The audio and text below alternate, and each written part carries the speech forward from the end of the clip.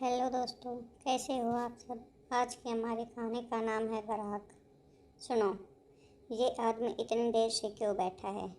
उसका ऑर्डर जल्दी पूरा करो। रेस्टोरेंट मालिक संजय शर्मा ने अनमने भाव से उस अधेड़ उम्र के आदमी की ओर इशारा किया, जो काफ़ी देर से कुर्सी पर बैठा इधर से उधर ताक रहा था। सर, 2 बार पूछ चुका हूँ, पर हर बार रुकने का इशारा कर देता है। लगता है टाइम पास कर रहा है। देखो, उसके पास बैग है। टैक्सी और बैग वालों का ऑर्डर जल्दी पहुंचाओ और चलता करो। संजय ने कहा तो वेटर सिर लागत चला गया।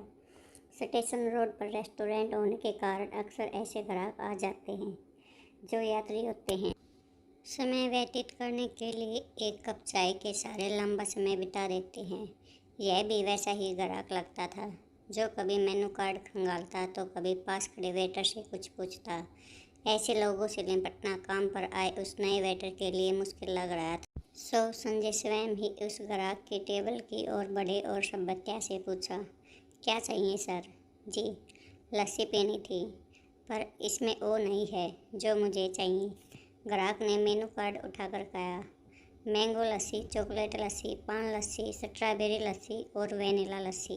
इतनी वैरायटी होने के बाद भी ग्राहक का ये कहना कि उसकी मनचाही लस्सी देने में रेस्टोरेंट सक्षम नहीं है, यह संजय को कुछ नागवार गुजरा। जब मैं छोटा था तब अपने मामा के साथ यहाँ आया करता था। तब अंकल यह कहकर लस्सी देते थे कि इसमें खोए की मिठाई पड़ी है, ऊपर मोटी मलाई की परत होती थी। मैं चाट चाट कर सब साफ कर देता था। काउंटर के साथ वाली दीवार पर आड़ चढ़ी तस्वीर की ओर ताकते हुए वह ग्राहक बोला।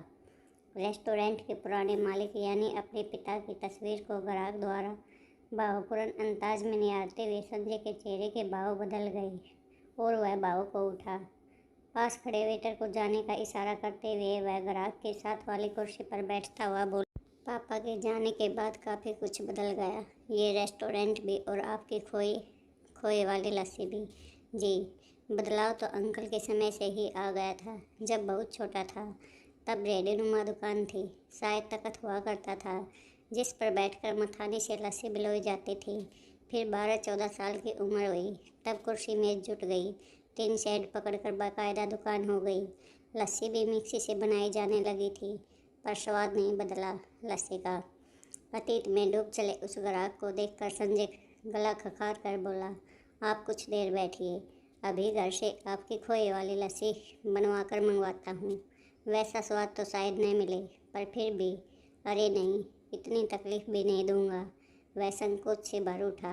ननिहाल वाला घर जब से बिका यहाँ आना नहीं हुआ।